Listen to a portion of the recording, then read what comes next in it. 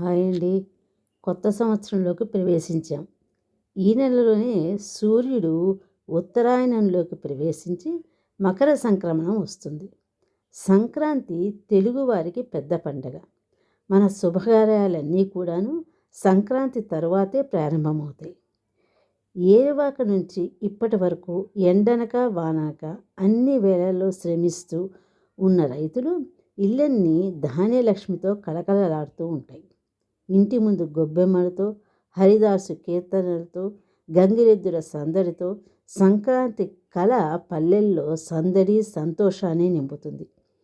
పిల్లలకు భోగిపళ్ళు, ఆడపిల్లలు బొమ్మల కొలువులు, పేరంటాళ్ళు, పశువులకి అలంకరణలు సంక్రాంతి శోభను పెంచుతాయి. జానపద కళాకారులు తమ విద్యను ప్రదర్శిస్తారు, బహుమతులు తీసుకుంటారు. మకర సంక్రమణం రోజునే శబరిమల మకర జ్యోతి దర్శనమిస్తుంది.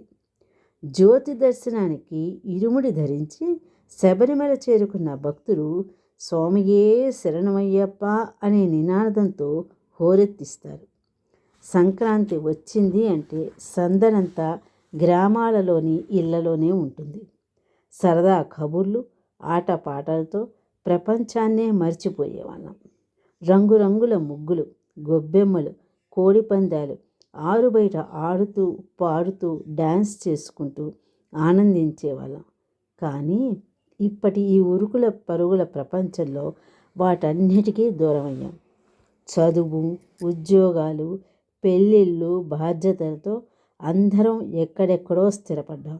కానీ నిజానికి ఆ జ్ఞాపకాలు మాత్రం ఎప్పటికీ మనతోనే ఉన్నాయి. నిజం చెప్పాలంటే సంక్రాంతి ఒక పండగ కాదు, ఒక అనుభూతి.